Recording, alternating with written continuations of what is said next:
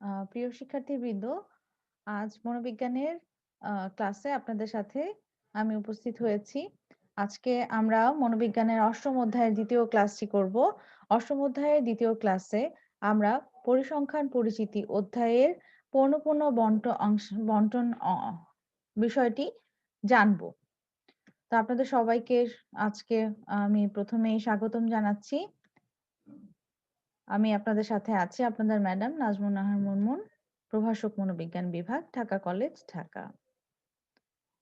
আজকের অধ্যায় পাঠ শেষে আপনারা মনোবিজ্ঞানের ধারণাগুলোকে আরো ভালোভাবে পাবেন এবং পৌনঃপুন্য বন্টনকে জানার মাধ্যমে অবিন্যস্ত উপাত্তকে কিভাবে সাজিয়ে বিন্যস্ত করে লিখতে হয় সে সম্পর্কে ধারণা অর্জন করবেন।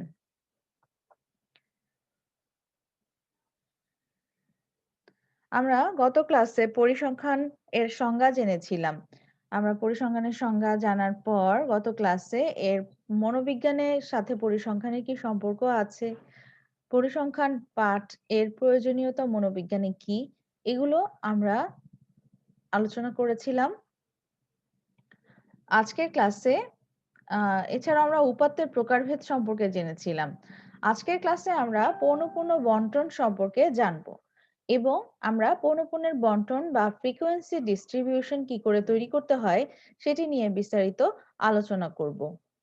প্রথমেই আমরা আলোচনা করছি যে পৌনঃপুন্যের বন্টন বা ফ্রিকোয়েন্সি ডিস্ট্রিবিউশন কাকে বলে। কোনো চল বা বৈশিষ্ট্যের সংগৃহীত মানগুলো যদি বিশৃঙ্খলভাবে লিপিবদ্ধ করা হয় তাহলে এটি থেকে সঠিক একটি সিদ্ধান্তে পৌঁছানো যায় না। যেকোনো বিচ্ছিন্ন যেকোনো বিক্ষিপ্ত তথ্যকে সাজিয়ে গুছিয়ে উপস্থাপন করার জন্য পৌনঃপুন্যের বন্টন অনেক প্রয়োজনীয় একটি বিষয়। মানগুলোকে যদি যেকোনো ডেটা তথ্য বিশ্ব থেকে সংগৃহীত সেগুলোকে যদি সাজিয়ে লেখা হয় তাহলে খুব সহজেই সেখান থেকে কোনো নির্দিষ্ট তথ্য খুঁজে বের করা বা কোনো সিদ্ধান্তে উপনীত হওয়া সম্ভবপর হয়। মানগুলোকে সাজিয়ে সারণীর মাধ্যমে প্রকাশ করাই হচ্ছে পৌনঃপুন্যের বন্টন সারণী বা গণসংখ্যা নিবেশন। পৌনঃপুন্য বলতে সাফল্যাঙ্ককেই বোঝানো হয়, অর্থাৎ যে তথ্যগুলো আছে ডেটাগুলো আছে সেই প্রত্যেকটি ডেটাকেই একটা করে পৌনঃপুন্য বা সাফল্যাঙ্ক বলা হয়। ক্রাইডার এবং তার সহযোগীরা 1993 সালে বলেন যে পৌনঃপুন্যের বন্টন হচ্ছে এমন একটি সারণী বা লেখচিত্র যার প্রতিটি নির্দিষ্ট সাফল্যাঙ্ক উপাত্তে কতবার আছে তার প্রতিনিধিত্ব করে। আমরা যদি সংজ্ঞাটি আরেকবার পড়ি তাহলে আমাদের হয়তো তা কিছুটা ভালোভাবে বোঝা সম্ভব হবে যে একটি পৌনঃপুন্যের বন্টন হলো এমন একটি সারণী বা লেখচিত্র যা প্রতিটি নির্দিষ্ট সাফল্যাঙ্ক উপাত্তে কতবার আছে তার প্রতিনিধিত্ব করে।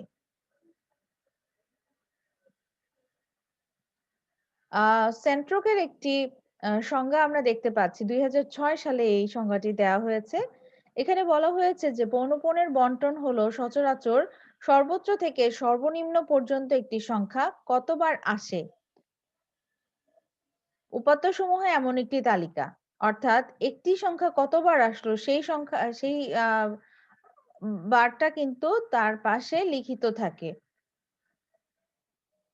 আচ্ছা, তাহলে আমরা উপরোক্ত এই বিশ্লেষণ থেকে দেখতে পাচ্ছি যে পৌনঃপুন্যের বন্টন সারণী হলো চল সম্পর্কিত বিস্তৃত এবং বিশৃঙ্খল রাশি তথ্যের সারণীকরণের মাধ্যমে সংক্ষিপ্ত আকারে প্রকাশ করার একটি বৈজ্ঞানিক কৌশল।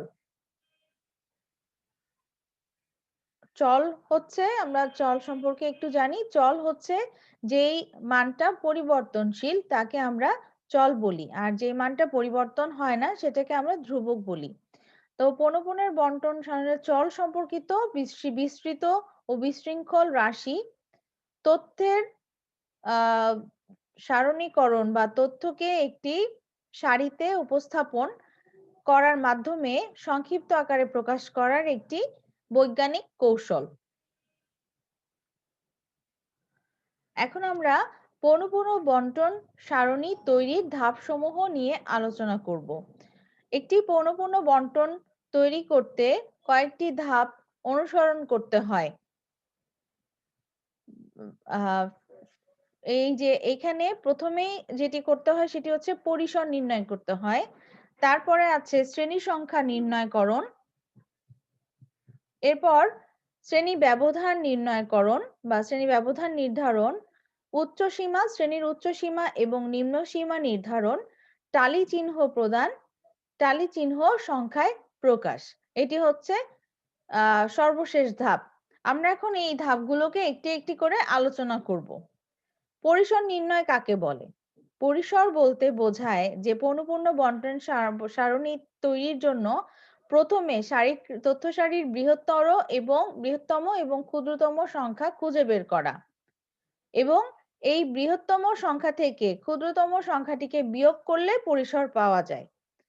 পরিসর এর সূত্র তাহলে হলো যে বৃহত্তম সংখ্যা মাইনাস ক্ষুদ্রতম সংখ্যা, অথবা কোথাও আপনারা কোনো বইয়ে পাবেন বা এটাও আমরা সঠিক হিসেবে ধরে নিই যে বৃহত্তম সংখ্যা মাইনাস ক্ষুদ্রতম সংখ্যা যেটি পাওয়া যায় সেটার সাথে এক যোগ করে যে অঙ্কটি পাওয়া যাবে সেটি হচ্ছে পরিসর কোনো বন্টনের জন্য।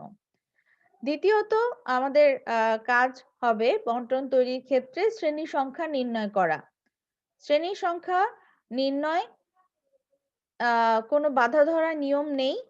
আমরা একটু পরে এক্সাম্পল সহকারে এই বিষয়টি আরো ভালো মতো বোঝার চেষ্টা করব। এখন আমরা একটু আমাদের ধারণাগুলো, আমাদের এই নির্দিষ্ট ধাপের ধারণাগুলো অর্জন করব। শ্রেণী সংখ্যা নির্ণয়, পৌনঃপুন্যের বন্টন সারণী তৈরিতে শ্রেণী সংখ্যার কোনো নির্দিষ্ট নিয়ম নেই। পরিসংখ্যানবিদরা এ নিয়ে বিভিন্ন মতামত পোষণ করে থাকেন।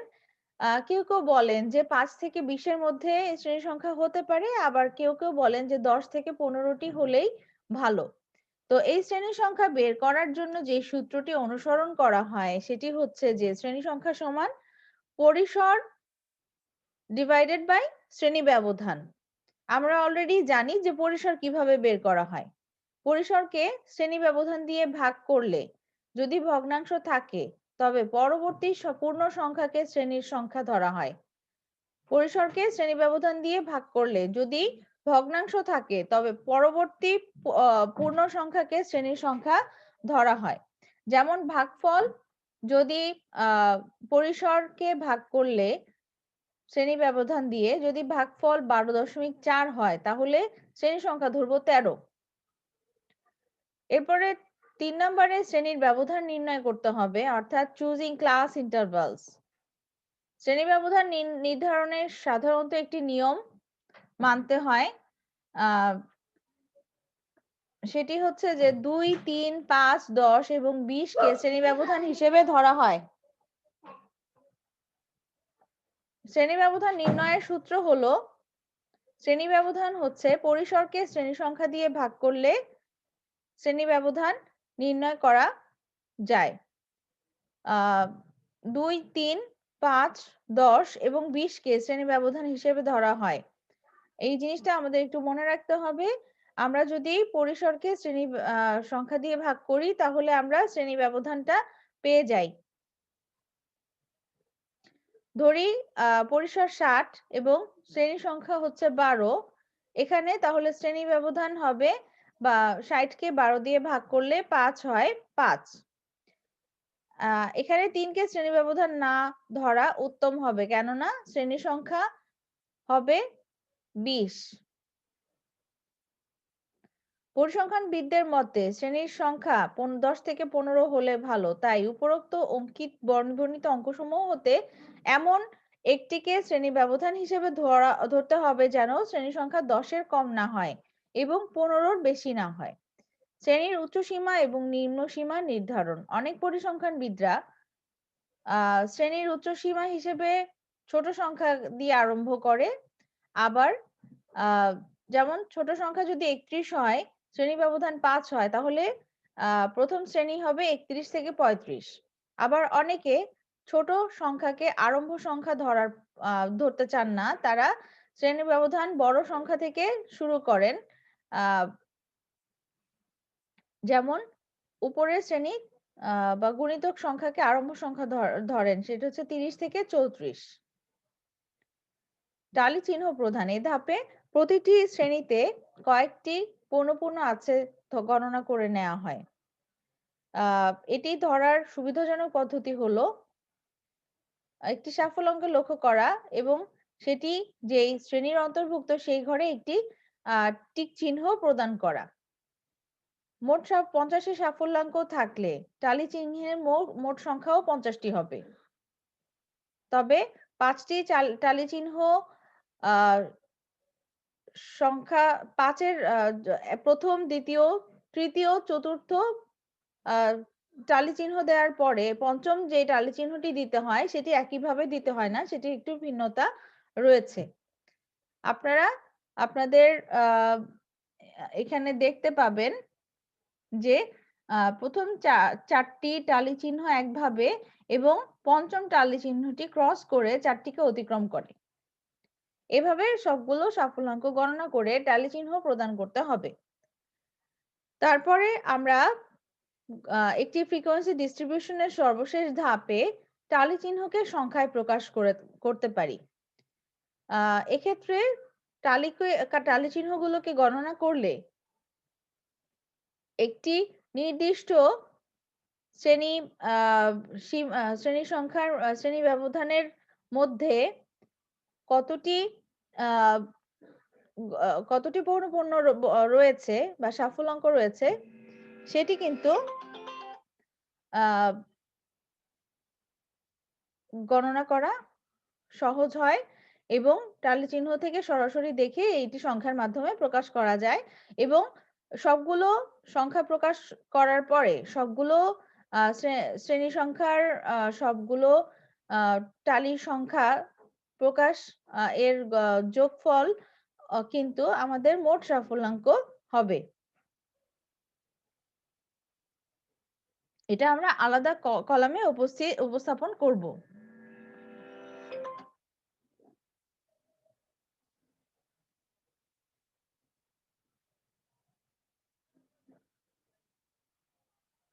এখন আমরা একটি উদাহরণের মাধ্যমে পৌনঃপুন্যের বন্টন তৈরি করার বিষয়টি আলোচনা করব। এখানে আমি একটি উদাহরণ দিয়েছি, দেখেন যে একটি অভিক্ষায় বা একটি পরীক্ষা বা একটি টেস্টে 50 জন কলেজ ছাত্র যেই মানগুলো পেয়েছে সেই মানগুলো হলো এখানে তালিকা দেয়া আছে। আপনারা দেখেন যে 30, 33, 25, 27, 42, 33, 41, 17, 47, 29, 31, 21, 34, 19, 29 এভাবে মোট 50 জন ছাত্রের প্রাপ্ত পরীক্ষার মান দেয়া আছে। এই মানগুলোর মধ্যে আমরা এখন প্রথম যে কাজটি করব পরিসর নির্ণয় করব। সেখানে আমাদের সর্বনিম্ন সংখ্যা এবং সর্বোচ্চ সংখ্যা দরকার হবে। সর্বনিম্ন সংখ্যা এখানে আছে 11, সেটাকে আমরা একটি মার্ক করব, যে কোনো একটি চিহ্ন দিয়ে সেটাকে আমরা খুঁজে বের করে রাখবো। এবং সর্বোচ্চ সংখ্যা দেখতে পাচ্ছি 57, সেটাও কিন্তু মার্ক করা আছে, আমরা ওইভাবে মার্ক করে নিব। আরেকটি কথা যে এই পৌনঃপুন্যের বন্টন টেবিল তৈরি আপনাদের পরীক্ষায় কিন্তু করতে বলা হয়। এটি আপনাদের এর বিভিন্ন ধাপ নিয়েও প্রশ্ন আসে আপনাদের নৈর্ব্যক্তিক অংশে অথবা সৃজনশীল অংশে, এখান থেকে প্রশ্ন আপনারা পাবেন। সেক্ষেত্রে এইগুলি যদি খুব সহজও মনে হয় তারপরেও আমরা প্র্যাকটিস করতে হবে, ধাপগুলোকে ভালো মতো আমাদের জেনে বুঝে নিতে হবে। এখন আমরা যদি পরিসর নির্ণয় করি, সর্বোচ্চ সংখ্যা মাইনাস সর্বনিম্ন সংখ্যা, তাহলে আমরা 57 থেকে 11 এই সংখ্যা দুটোকে পেয়েছি সর্বোচ্চ এবং সর্বনিম্ন সংখ্যা হিসেবে। এটাকে যদি আমরা মাইনাস করি তাহলে আমরা পাচ্ছি 46, তাহলে আমাদের পরিসর হচ্ছে 46। দ্বিতীয় কাজ হচ্ছে শ্রেণীর সংখ্যা নির্ণয় করা। শ্রেণী ব্যবধান সেই ক্ষেত্রে আমরা ধরে নিব, আমরা জানি 5, 10, 2, 3, 5, 10, 15, 20 এভাবেও শ্রেণী ব্যবধান ধরে নেওয়া যায়। আমরা যেহেতু দেখছি যে আমাদের এখানে আবার আমরা আরেকটা কথা পড়েছি যে শ্রেণী সংখ্যা 10 থেকে 15টি হলে ভালো। আমাদের এখানে যেহেতু আহ পরিসর হচ্ছে 46, তাহলে আমরা যদি 10টি 10টি শ্রেণী সংখ্যা নিতে চাই, তাহলে আমাদের ব্যবধান কত হতে পারে? 46 কে আমরা যদি আ 5 দিয়ে ভাগ করি, শ্রেণী ব্যবধান যদি 5 ধরে নেই, তাহলে এখানে আসছে 9.2 এবং আমরা জানি যে আমরা পূর্ণ সংখ্যায় শ্রেণী ব্যবধান নিব। আমরা কোনো ভগ্ন সংখ্যা শ্রেণী ব্যবধান নিব না। তাহলে আমরা 9.2 নিব না, আমরা নিব 10।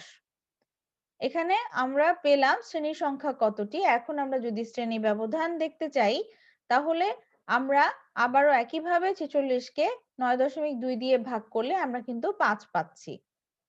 বা 10 দিয়েও যদি ভাগ করেন, আপনি 4.6 4.6 পাচ্ছেন, যেটা আসলে পূর্ণ সংখ্যায় আমরা 5 নিব। তাহলে এখান থেকে আমরা বুঝতে পারছি যে শ্রেণী সংখ্যা এবং শ্রেণী ব্যবধান নির্ণয়ের ক্ষেত্রে আমাদের একটা আন্ডারস্ট্যান্ডিং দরকার হবে। আমরা অবশ্যই শ্রেণী সংখ্যা 10 থেকে 15 এর মধ্যে নেওয়ার চেষ্টা করব এবং শ্রেণী ব্যবধানগুলোকে 2, 3, 5, 10, 15, 20 এইভাবে যেটি প্রয়োজন হয় সেটি নেওয়ার চেষ্টা করব। তাহলে আমরা এখন একটি শ্রেণী গণসংখ্যা সারণী বা পৌনঃপুন্য বন্টন বা ফ্রিকোয়েন্সি ডিস্ট্রিবিউশন তৈরি করি। আমাদের কাছে শ্রেণী সংখ্যা আছে, শ্রেণী ব্যবধান আছে, পরিসর আছে। পরবর্তী কাজ হবে টালি চিহ্ন প্রদান করা এবং এই টালিকে সংখ্যায় প্রকাশ করা। আপনারা এখানে একটি বিন্যস্ত উপাত্ত দেখতে পাচ্ছেন, যেটি আসলে উপরোক্ত 50 জন কলেজ ছাত্রের সাফল্যাঙ্ক থেকে তৈরি করা হয়েছে। এই এখানে আমরা যেহেতু 10টি শ্রেণী সংখ্যা পেয়েছি, আমরা নিচের দিকে একদম সর্বনিম্নতে আমরা রেখেছি শ্রেণী ব্যবধানগুলো, শুরু করেছি সর্বনিম্ন থেকে সর্বোচ্চের দিকে আমরা যাব। সেখানে 10 থেকে 14 আমরা 5 ব্যবধান নিয়েছি। 10, 11, 12, 13, 14 10, 11, 12, 13, 10, 11, 12, 13, 14 আমাদের 5 ব্যবধান হয়।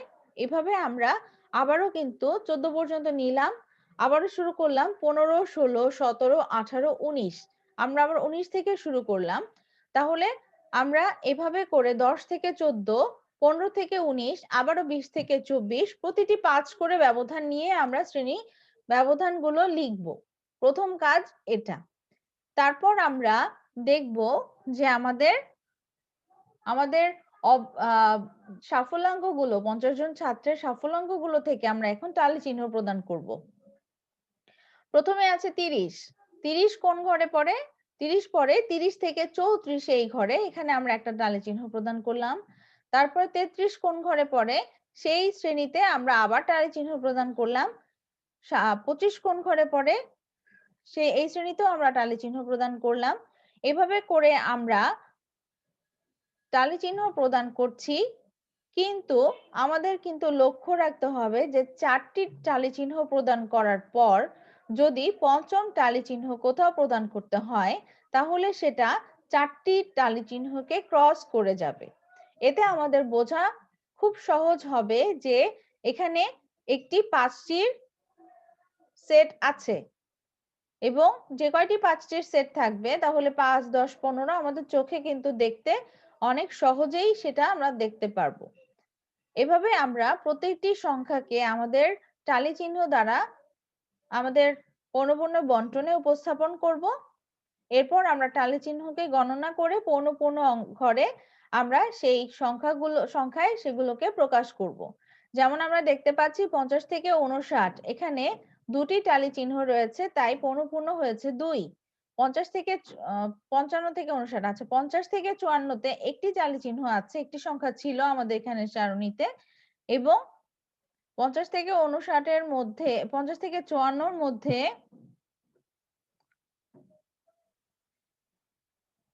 এখানে 51 একবার ছিল। এই আহ, এই সংখ্যাগুলোর মধ্যে 51 একবার ছিল, যার কারণে একটি টালি চিহ্ন বসেছে এবং বর্ণপূর্ণ হয়েছে 1। এভাবে আমরা প্রতিটি ঘরে টালি চিহ্ন যতটি হয়েছে সেই সংখ্যাটি পৌনঃপুন্যর ঘরে লিখব এবং সর্বশেষ আমরা টোটাল যে পৌনঃপুন্য এখানে আমরা পেলাম সেটার যোগফলটা লিখব n সমান 50। তাহলে আমাদের সাফল্যাঙ্ক যেটি আমাদের বিক্ষিপ্তভাবে অবিন্যস্তভাবে ছড়ানো ছিল সেটি কিন্তু আমরা সহজেই একটি শ্রেণীবদ্ধভাবে একটি সারণীর মাধ্যমে প্রকাশ করলাম। এটিকেই বলা হচ্ছে পৌনঃপুন্যের বন্টন সারণী। এবং আজকে আপনারাও আমি আশা করছি যে শিখে গেলেন যে কি করে একটি সারণী তৈরি করতে হয়। আপনাদের আমি আজকে বাড়ির কাজ দিচ্ছি, আপনারা বই দেখে এই উপাত্তগুলো থেকে নিজেরা সারণী প্রস্তুত করে আমাকে এই ক্লাসের কমেন্ট অংশে আপনাদের প্রস্তুতকৃত সারণীর ছবিগুলো পাঠিয়ে দিবেন। আপনারা ভালো মতো বুঝে এখানে লিখবেন, যদি কারো সমস্যা থাকে সেগুলো লিখবেন। আমি আপনাদের সাথে আপনাদের মতামতের জন্য অপেক্ষায় রইলাম। আপনাদের সকলকে আশা করি আপনারা আজকের ক্লাসটি বুঝতে পেরেছেন। আপনাদের সকলকে ধন্যবাদ জানিয়ে আমি আজকের ক্লাসটি শেষ করছি। সকলকে অনেক অনেক শুভেচ্ছা রইল এবং আমি আপনাদের এই অঙ্কগুলো এই পৌনঃপুন্যের ধাপগুলো তৈরি করে ছবিগুলো আপনাদের কমেন্টে দেখতে চাই। আপনাদের এই ছবিগুলোর জন্য বা যে কোনো বুঝতে না পারলে মন্তব্যের জন্য আমি অপেক্ষায় রইলাম। ভালো থাকুন সবাই।